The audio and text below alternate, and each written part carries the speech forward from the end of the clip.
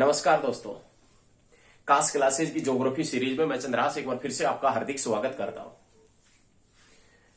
आज की geography series के अंदर आज हम गंगा नदी पार्ट 2 करवाएंगे। गंगा नदी की महत्वपूर्ण सहायक नदियां इस पार्ट 2 के अंदर करवाएंगे। वो महत्वपूर्ण सहायक नदियां जो कहां से निकलती है, कहां पर गंगा नदी में मिलती है, उस नदी का महत्व क्या है, उस नदी के ऊपर कौन कौन से शहर पड़ते हैं, कौन कौन से बांध है, उन सभी का डिस्कशन इस वीडियो के अंदर करेंगे। लेकिन हमने गंगा नदी तंत्र की पहली वीडियो बनाई थी। पहली वीडियो आपने देखी भी होगी, और यदि वो पहली वीडियो नहीं देखी है तो आप पहली वीडियो देख ले, उसके बाद में एक सेकंड वीडियो देखें।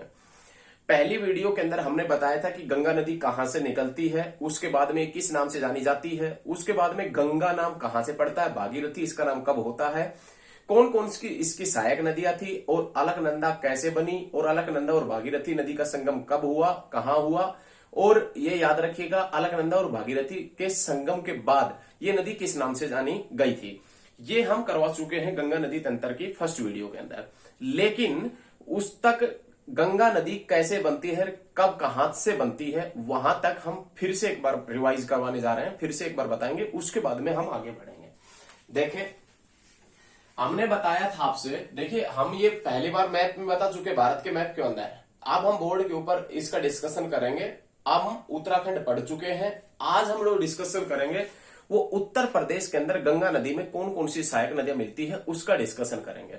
उत्तराखंड के अंदर कौन कौन सी इसकी नदियां मिलती है, सहायक नदियां, वो हम डिस्कशन कर चुके हैं फर्स्ट वीडियो के अंदर। आज हम उत्तर प्रदेश के अंदर गंगा नदी में कौन कौन सी इसकी सहायक नदी आकर मिलती है, उसका डिस्कशन करेंगे। आइए देखते हैं। देखिए, गंगोत्री ग्लेशियर से मान लेते हैं कि हमारे पास में ये गंगोत्री ग्लेशियर है।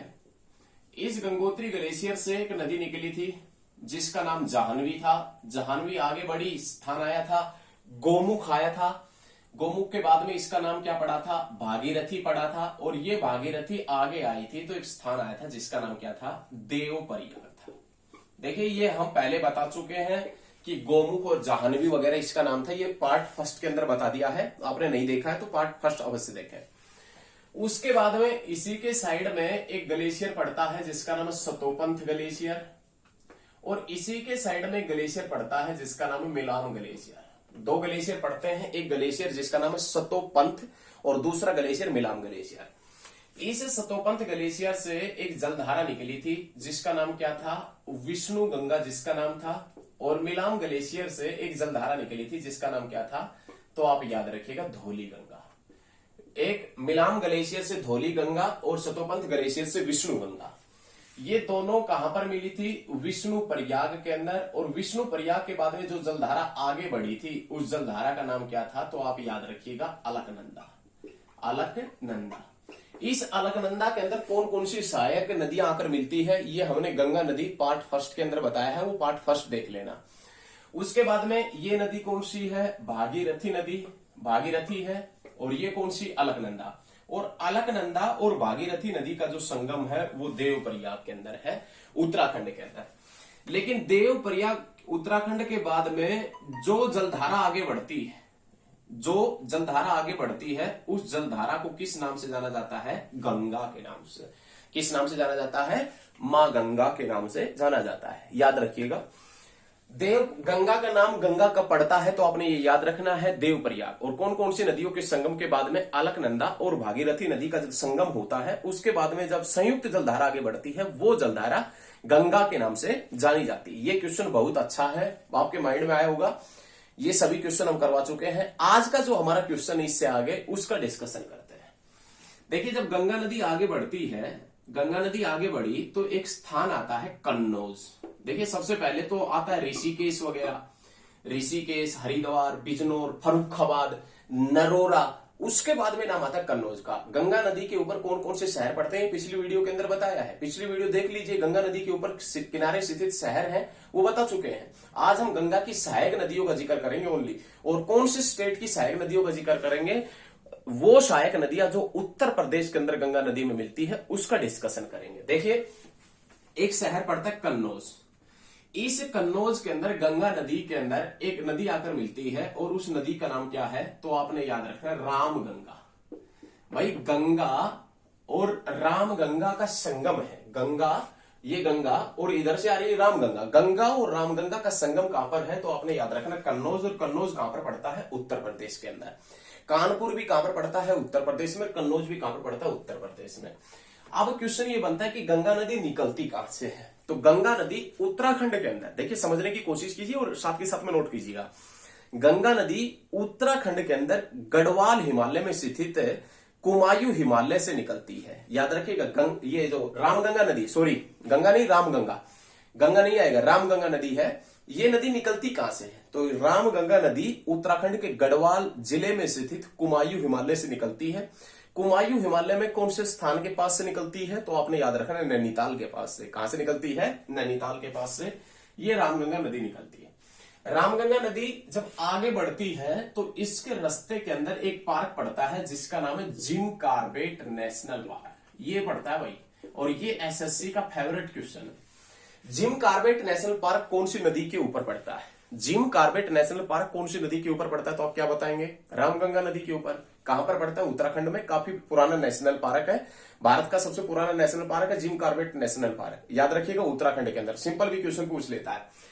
जिम कॉर्बेट नेशनल पार्क के बीचों बीच बहने वाली नदी, जिम कॉर्बेट नेशनल पार्क है, उस जिम कॉर्बेट नेशनल पार्क के बीचों बीच बहने वाली नदी कौन सी है, तो आपने याद रखना है जिम कॉर्बेट नेशनल पार्क के बीचों बीच बहने वाली नदी जिसका नाम है रामगंगा। ये आपने माइंड में रखना है। उसके बाद में ये रामगंगा नदी उत्तर प्रदेश में प्रवेश कर जाती है, और उत्तर प्रदेश के अंदर पड़ता है रायबरेली। रायबरेली, जो रायबरेली शहर है वो कौन सी नदी के ऊपर पड़ता है, रामगंगा नदी के ऊपर। और इसी उत्तर प्रदेश के अंदर एक बांध पड़ता है जिसका नाम है कालावाड़ बांध। कालावाड़ बांध और रायबरेली जो शहर है वो कौन सी नदी के ऊपर पड़ते हैं, रामगंगा नदी के ऊपर। जिम कॉर्बेट नेशनल पार्क के बीचों बीच बहने वाली नदी कौन सी है, रामगंगा नदी। रामगंगा नदी भी गंगा की तरह काफी पवित्र मानी जाती है। याद रखिएगा, रामगंगा नदी भी गंगा की तरह काफी पवित्र मानी जाती है। और सकंद पुराण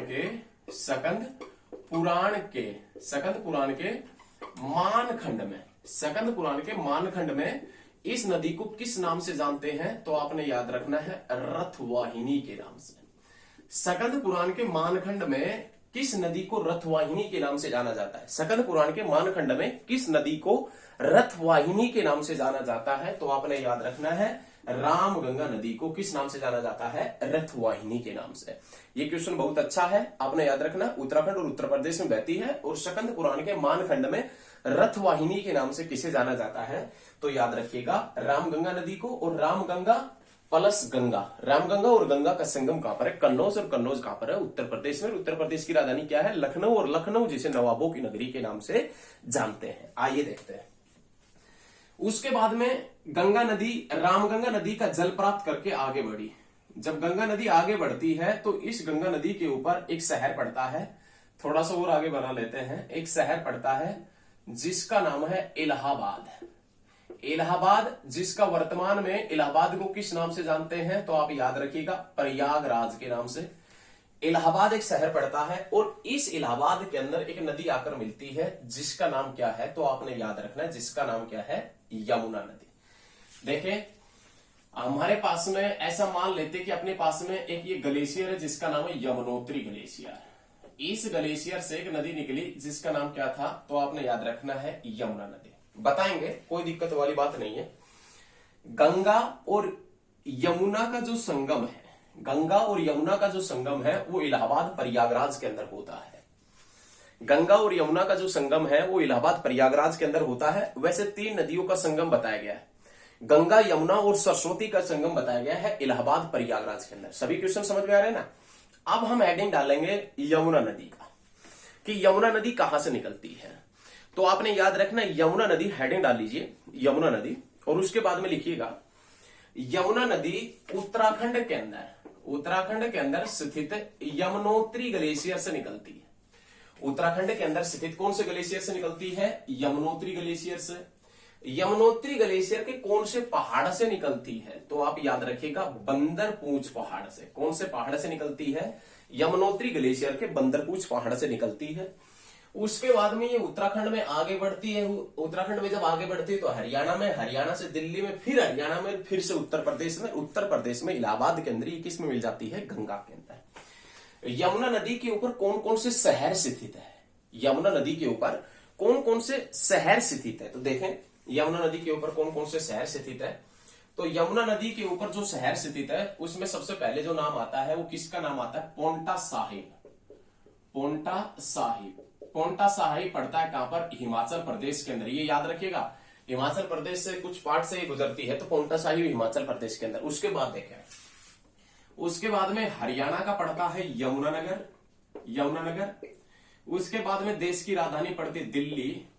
उसके बाद में आगरा, सॉरी उसके बाद में मथुरा, उसके बाद में आगरा, और उसके बाद में पड़ता है हमीरपुर, हमीरपुर। और उसके बाद में इलाहाबाद प्रयागराज के अंदर ये यमुना नदी है, ये किस में मिल जाती है, गंगा के अंदर।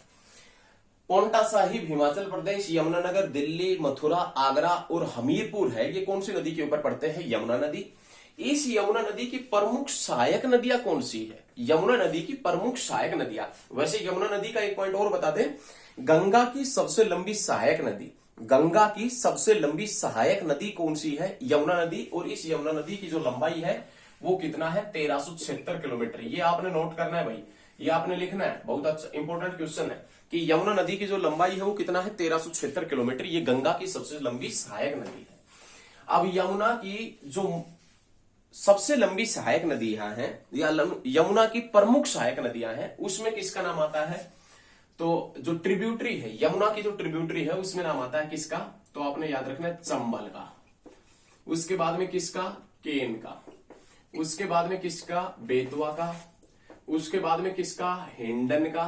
उसके बाद में किसका, तो आपने याद रखना है काली सिंध का। ये यमुना की प्रमुख सहायक नदियां हैं, ये यमुना की प्रमुख सहायक नदियां हैं। लेकिन इसमें से मुख्य सहायक नदियां कौन कौन सी, चंबल, केन, बेतवा। ये क्वेश्चन एसएससी ने पूछा था, और एसएससी ने किसके एग्जाम में पूछा था, तो आपने याद रखना है दिल्ली पुलिस के एग्जाम में। एसएससी ने 2017 के अंदर दिल्ली पुलिस के एग्जाम में पूछा था, चंबल, केन, बेतवा ये कौन सी नदी की सहायक नदियां हैं, तो आपने याद रखना है यमुना की सहायक नदियां हैं। चंबल, केन, बेतवा, हिंडन और काली सिंध ये प्रमुख नदियां हैं। लेकिन सहायक नदियां, जो विशेष सहायक नदियां हैं, ये याद रखिएगा, ये चंबल, केन और बेतवा है। सबसे पहले हम देखेंगे चंबल नदी। ये हमारे पास में यहां से एक नदी आती है जिसका नाम क्या है, तो इस नदी का नाम मान लेते हैं चंबल नदी। आप अपनी पुस्तक के अंदर हेडिंग डाल लीजिए चंबल नदी, हेडिंग डालिए कि चंबल नदी निकलती कहां से है। तो याद रखिएगा चंबल नदी मध्य प्रदेश से निकलती है। मध्य प्रदेश में कौन से पठार से निकलती है, मालवा के पठार से। और मालवा के पठार की कौन सी पहाड़ियों से निकलती है, तो याद रखिएगा ये चंबल नदी है, एक स्थान पड़ता है महू, और उस महू के पास में जानापाव की पहाड़ियां पड़ती है, जानापाव, उस महू जानापाव की पहाड़ियों से निकलती है। चंबल नदी मध्य प्रदेश के अंदर, मध्य प्रदेश में स्थित मालवा के पठार के महू के पास से जानापाव पहाड़ियों से निकलती है। याद रखिएगा मालवा के पठार के अंदर महू स्थान के पास में जानापाव पहाड़ियां पड़ती हैं, और उन पहाड़ियों से निकलती कौन सी नदी, चंबल नदी। ये चंबल नदी जब निकलती है, ये चंबल नदी जब निकलती है तो उत्तर दिशा में बहती है। उत्तर दिशा में बहती है तो एक स्थान आता है कोटा, कोटा आता है राजस्थान का। और जब तक कोटा राजस्थान आता है, जब राजस्थान का कोटा आता है तो इसकी दिशा हो जाती है उत्तर पूर्व। और उत्तर पूर्व के बाद में ये बहती है राजस्थान के बूंदी से, राजस्थान के सवाई माधोपुर से, और राजस्थान के धौलपुर से। और उसके बाद में ये नदी प्रवेश कर जाती है उत्तर प्रदेश में। कौन से स्थान में, कौन से राज्य में, उत्तर प्रदेश में। और उत्तर प्रदेश के कौन से डिस्ट्रिक्ट के क्षेत्र में, इटावा के क्षेत्र में, इटावा। और इटावा के 40 किलोमीटर, इटावा के 40 किलोमीटर पश्चिम दिशा के अंदर ये नदी किसमें मिल जाती है, यमुना के अंदर। देखिए कितना अच्छा क्वेश्चन है, पूरा डिटेल से पढ़ा है हमने। चंबल नदी मध्य प्रदेश में मालवा के पठार पर स्थित है, महू के पास से जानापाव पहाड़ियों से निकलती है। उसके बाद में उत्तर में बहती है, राजस्थान का कोटा आता है, तब तक तो उत्तर में बहती है, कोटा के बाद में उत्तर पूर्व इसकी दिशा हो जाती है। उसके बाद में ये सवाई माधोपुर, बूंदी और धौलपुर से बहती हुई उत्तर प्रदेश में प्रवेश कर जाती है। और उत्तर प्रदेश में एक कस्बा पड़ता है जिसका नाम है इटावा, एक शहर पड़ता है इटावा। और उस इटावा के 40 किलोमीटर पश्चिम दिशा के अंदर ये किस में मिल जाती है, तो आपने याद रखना किस में मिल जाती है, यमुना नदी के अंदर। ये चंबल नदी जिसके ऊपर पड़ता है राजस्थान का कोटा, राजस्थान का कोटा किस, कौन सी नदी के ऊपर, चंबल नदी। और मध्य प्रदेश का ग्वालियर कौन सी नदी के ऊपर है, चंबल नदी के ऊपर। राजस्थान का कोटा और मध्य प्रदेश का जो ग्वालियर है वो कौन सी नदी के ऊपर पड़ता है? चंबल नदी। लेकिन इस चंबल की सहायक नदियां कौन कौन सी है? तो आपने याद रखना है बनास। चंबल की जो सहायक नदियां हैं वो मेवाड़ और मालवा के पठार से निकलने वाली नदियां हैं। चंबल की जो सहायक नदियां हैं वो मेवाड़ और मालवा के पठार से निकलने वाली नदियां हैं, जिसमें नाम आता है बनास, जिसमें नाम आता है काली सिंध का नाम आता है, काली सिंध का नाम आता है, जिसमें नाम आता है हिंडन का नाम आता है। ये चंबल की ही सहायक नदियां हैं। और उसके बाद में सबसे इंपॉर्टेंट जो सहायक नदियां हैं उसमें नाम आता है छिपरा। छिपरा, और ये छिपरा इसलिए प्रसिद्ध है क्योंकि मध्य प्रदेश का उज्जैन, मध्य प्रदेश का जो उज्जैन है वो कौन सी नदी के ऊपर है? क्षिप्रा नदी के ऊपर। कौन सी नदी के ऊपर? क्षिप्रा नदी के ऊपर पड़ता है। और ये क्षिप्रा किसकी सहायक है? चंबल की। और चंबल किसकी सहायक है? यमुना की। और यमुना किसकी सहायक है? गंगा की। अच्छा है ना, तो मजा आएगा। उसके बाद में इस चंबल नदी के ऊपर प्रमुख रूप से 3 बांध पड़ते हैं। इस चंबल नदी के ऊपर 3 बांध पड़ते हैं। 3 बांध, 1, 2 और 3। वो 3 बांध कौन कौन से पड़ते हैं चंबल नदी के ऊपर वो देखें, यहां पर देख लेते हैं। एक का नाम आता है Gandhi Sagar barrage. Gandhi Sagar barrage, Rana Pratap Sagar barrage और जवाहर सागर बांध। जवाहर सागर बैराज, कहने का मतलब ये प्रमुख रूप से 3 बांध पड़ते हैं।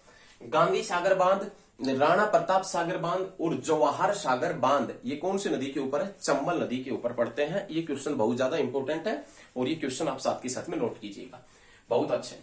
उसके बाद में ये जो चंबल नदी है, इस चंबल नदी को पहले किस नाम से जानते थे? या चंबल नदी का, इस चंबल नदी को पहले किस नाम से जानते थे? या चंबल नदी का पुराना क्या नाम है? याद रखिएगा, चंबल नदी का पुराने नाम की बात करें या पहले किस नाम से जानते थे, तो याद रखिएगा चंबल नदी को पहले चरमवती के नाम से जाना जाता था। चंबल नदी को पहले चरमवती के नाम से जानते थे। ये क्वेश्चन याद रखना है, नोट भी करना है। चंबल नदी का पुराना नाम या चंबल नदी को पहले किस नाम से जानते थे?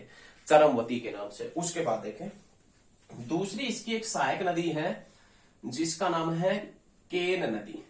केन नदी, चंबल की जो दूसरी प्रमुख सहायक, यमुना की जो दूसरी प्रमुख सहायक है उसका नाम है केन नदी। अब केन नदी कहां से निकलती है वो देखें। केन नदी मध्य प्रदेश के सतना जनपद से निकलती है। कौन सी जनपद से? सतना जनपद से। मध्य प्रदेश के सतना जनपद के अंदर ऐसी कौन सी पहाड़ी है जहां से केन नदी निकलती है? तो आप याद रखिएगा कैमूर की पहाड़ी। कैमूर की पहाड़ी, कैमूर की पहाड़ी से निकलती है। कौन सी पहाड़ी से निकलती है? कैमूर की पहाड़ी से। कौन सी नदी निकलती है? केन नदी। ये कैमूर की पहाड़ी कौन से जनपद में है? सतना। और सतना जनपद कौन से स्टेट में है? मध्य प्रदेश में। लेकिन ये कैमूर की पहाड़ी कौन से पठार के ऊपर स्थित है? तो आप याद रखिएगा मालवा के पठार के ऊपर। कौन से पठार के ऊपर? मालवा के पठार के ऊपर। मध्य प्रदेश के अंदर एक स्थान पड़ता है जिसका नाम है सतना जनपद, और उस सतना जनपद के अंदर पड़ता है मालवा का पठार, और उस मालवा के पठार के ऊपर पहाड़ी पड़ती है। कौन सी पहाड़ी पड़ती है? तो याद रखिए कैमूर पहाड़ी। और उन कैमूर पहाड़ियों से एक नदी निकलती है जिसका नाम है केन नदी। ये केन नदी जब निकलती है मध्य प्रदेश से, उसके बाद में ये उत्तर प्रदेश में जाती है, और उत्तर प्रदेश के अंदर एक शहर पड़ता है जिसका नाम है बांदा। उत्तर प्रदेश के अंदर एक शहर पड़ता है जिसका नाम है बांदा, और उस बांदा के पास में ही एक स्थान पड़ता है चिल्ला।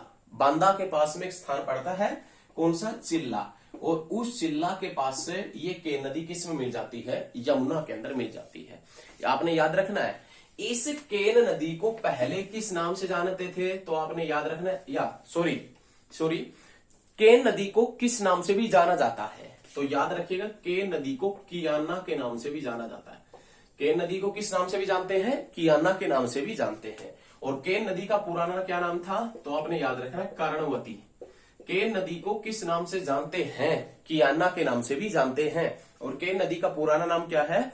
तो याद रखिएगा शक्तिमती और कर्णवती। ये केन नदी का प्राचीन नाम है। याद रखिएगा केन नदी का प्राचीन नाम है। तो ये सभी आपने याद रखना। मालवा के पठार, कैमूर पहाड़ी और सतना जनपद वगैरह से ये निकलती है। सारे पॉइंट हमने अच्छे तरीके से बताए हैं, इनको नोट कीजिएगा। ये तो केन नदी के बारे में था। उत्तर प्रदेश का जो बांदा है, उत्तर प्रदेश का बांदा कस्बा है, वो केन नदी के ऊपर ही पड़ता है। उसके बाद में इसके अंदर एक नदी आकर मिलती है जिस नदी का नाम क्या है? बेतवा नदी। कौन सी नदी है? बेतवा नदी। बेतवा नदी, बेतवा नदी कहां से निकलती है वो देखें। बेतवा नदी है, ये भी निकलती है कहां से? मध्य प्रदेश से। मध्य प्रदेश में कौन से जनपद से निकलती है? तो याद रखिएगा ये निकलती है रायसेन जनपद से। रायसेन जनपद के अंदर एक गांव पड़ता है जिसका नाम है कुमरा गांव, और उस कुमरा गांव के पास में पड़ती है विंध्याचल पहाड़ियां, और उस विंध्याचल पहाड़ियों से ये नदी निकलती है। याद रखिएगा, बहुत अच्छा क्वेश्चन है। बेतवा नदी मध्य प्रदेश के रायसेन जनपद में स्थित कुमरा गांव के पास विंध्याचल पहाड़ियों से ये नदी निकलती है। कौन सी नदी निकलती है? बेतवा नदी। निकलने के बाद में ये बेतवा नदी बहती है भोपाल से। तो याद रखिएगा, भोपाल से, सांची से, ओरछा से और विदेशा से। उसके बाद में एक स्थान पड़ता है ललितपुर। ललितपुर से ये बेतवा नदी उत्तर प्रदेश में प्रवेश कर जाती है। ललितपुर से बेतवा नदी उत्तर प्रदेश में प्रवेश कर जाती है, और ललितपुर के बाद में जब ये आगे बढ़ती है तो उत्तर प्रदेश का स्थान आता है हमीरपुर। ये देखिएगा हमीरपुर। इस हमीरपुर के पास में ये बेतवा नदी किस में मिल जाती है? यमुना के अंदर मिल जाती है। बहुत अच्छा और सॉफ्ट क्वेश्चन है। देखिए फिर से एक बार समझें। बेतवा नदी कहां से निकलती है? बेतवा नदी मध्य प्रदेश के रायसेन जनपद में स्थित कुमरा गांव के पास विंध्याचल पहाड़ियों से निकलती है। अच्छा, क्लियर है? उसके बाद में देखें, यह बेतवा नदी भोपाल से बहती है। फिर एक शहर पड़ता है विदेशा। कौन सा? कोई बात नहीं, सांची शहर पड़ता है। उसके बाद में ओरछा पड़ता है। ओरछा के बाद में पड़ता है विदेशा, और विदेशा के बाद में एक शहर नाम आता है ललितपुर। उस ललितपुर से उत्तर प्रदेश में चली जाती है, और उत्तर प्रदेश में जाने के बाद में ये नदी हमीरपुर के पास में किस में मिल जाती है? यमुना नदी के अंदर मिल जाती है। भोपाल, सांची, ओरछा, विदेशा, ललितपुर और हमीरपुर लगभग कौन सी नदी के ऊपर पड़ते हैं? तो बेतवा नदी। इस बेतवा नदी के ऊपर उत्तर प्रदेश में 2 बांध पड़ते हैं। इस बेतवा नदी के ऊपर उत्तर प्रदेश में 2 बांध पड़ते हैं। कौन कौन से बांध हैं? तो आप याद रखिएगा, राजघाट बांध, राजघाट बांध, और इसी के साइड में पड़ता है माता टीला बांध। राजघाट बांध पड़ता है और माता टीला बांध। राजघाट और माता टीला बांध है, ये कौन सी नदी के ऊपर पड़ते हैं? बेतवा नदी के ऊपर। और कौन से स्टेट के अंदर पड़ते हैं? उत्तर प्रदेश के अंदर पड़ते हैं। तो ये सभी चीजें आपने याद रखनी। ये सभी चीजें याद रखिएगा। अच्छे तरीके से आपको क्वेश्चन समझ में आ रहे होंगे। यदि आपको ये वीडियो अच्छा लगता है तो ज्यादा से ज्यादा इसको शेयर भी करिएगा। तो ये क्वेश्चन बहुत अच्छा है। माता टीला और राजघाट बांध बेतवा नदी उत्तर प्रदेश के अंदर पड़ते हैं। उसके बाद देखें, तो ये तो था भाई यमुना वगैरह का। यमुना मिल गई इलाहाबाद में। अब उसके बाद में ये गंगा नदी यमुना का जल प्राप्त करके आगे बढ़ती है, और आगे बढ़ती है तो उत्तर प्रदेश का एक स्थान आता है गाजीपुर। उत्तर प्रदेश का एक स्थान आता है गाजीपुर, और इस गाजीपुर के अंदर एक नदी आकर मिलती है जिसका नाम क्या है? तो आप याद रखिएगा, गोमती नदी। जिसका नाम क्या है? गोमती नदी। गोमती नदी। गोमती और गंगा का संगम कहां पर है? गाजीपुर में। और गाजीपुर कहां पर पड़ता है? उत्तर प्रदेश में। अब क्वेश्चन निकलता है कि गोमती नदी निकलती कहां से? तो गोमती नदी निकलती है उत्तर प्रदेश के अंदर एक डिस्ट्रिक्ट पड़ता है पीलीभीत डिस्ट्रिक्ट। उत्तर प्रदेश का पीलीभीत डिस्ट्रिक्ट, जिसके अंदर एक झील पड़ती है जिसका नाम है क्या है? फुलहर झील। फुलहर झील। उस फुलहर झील से निकलती है कौन सी नदी? फुलहर झील से कौन सी नदी निकलती है? गोमती नदी। फुल्लर, ना कि वुल्लर। वुल्लर जम्मू कश्मीर में और फुल्लर उत्तर प्रदेश में। उत्तर प्रदेश के पीलीभीत डिस्ट्रिक्ट के अंदर फुल्लर झील है, और उस फुल्लर झील से निकलती है गोमती नदी। और ये गोमती नदी किसकी सहायक है? गंगा की। और गंगा में कहां पर मिलती है? गाजीपुर के अंदर ये मिलती है। ये आपने याद रखना है। नेक्स्ट क्वेश्चन गोमती नदी का क्या बनेगा कि गंगा की एकमात्र सहायक नदी। गंगा की एकमात्र सहायक नदी जिसका उद्गम मैदानी क्षेत्र से होता है। गंगा की एकमात्र सहायक नदी जिसका उद्गम, गंगा की एकमात्र सहायक नदी जिसका उद्गम जो है, जिस नदी का उद्गम है वो कहां से होता है? मैदानी क्षेत्र से। कौन सी है? गोमती नदी। इस गोमती नदी के ऊपर कौन कौन से शहर पड़ते हैं? तो आपने याद रखना, लखनऊ, लखनऊ पड़ता है, जौनपुर पड़ता है। लखनऊ जौनपुर पड़ता है, और उसके बाद में सुल्तानपुर पड़ता है। लखनऊ, जौनपुर और सुल्तानपुर और गाजीपुर। लखनऊ, जौनपुर, सुल्तानपुर और गाजीपुर गोमती नदी के ऊपर पड़ते हैं। इस गोमती नदी की सहायक नदियां कौन सी है? छोटी सहायक नदियां, तो जिसमें नाम आता है सई, सई, कथीना, सई, कथीना, गच्छई, सई, कथीना, गच्छई, सोई। ये इसकी सहायक नदियां हैं। सई, कथीना, गच्छी, सोई, ये इसकी सहायक नदियां हैं। किसकी? गोमती की। और इस गोमती नदी के ऊपर कौन कौन से पुल पड़ते हैं? तो आप याद रखिएगा, राम सेतु पड़ता है। इसके ऊपर कौन सा पड़ता है? राम सेतु भी पड़ता है। राम सेतु कौन सी नदी के ऊपर पड़ता है? गोमती नदी के ऊपर। और कहां पर पड़ता है? उत्तर प्रदेश के अंदर पड़ता है। तो ये क्वेश्चन आपने याद रखना है, बहुत अच्छा क्वेश्चन है, सभी पॉइंट आप बैक टू बैक याद रखिएगा। लेकिन ये आपने जरूर याद रखना है, गंगा की एकमात्र सहायक नदी, गंगा की एकमात्र सहायक नदी जिसका उद्गम मैदानी क्षेत्र से होता है, गंगा की एकमात्र सहायक नदी जिसका उद्गम मैदानी क्षेत्र से होता है, कौन सी नदी है? तो आपने याद रखना है, ये कौन सी नदी? गोमती नदी है। धन्यवाद। यदि आपको वीडियो पसंद आता है तो ज्यादा से ज्यादा लाइक करें, कमेंट करें और शेयर करें। और आपको बता दें, हकीकत में फिलहाल अब ये वीडियो बना रहे ना, इस समय लगभग रात के 11:30 का टाइम है। ये वीडियो आपके लिए बना रहे, अभी लगभग 11:30 का टाइम है और ये सिर्फ आपके लिए मेहनत हो रही है। तो आप एक छोटा सा काम तो कर ही सकते हैं, ज्यादा से ज्यादा इस वीडियो को शेयर करें। धन्यवाद।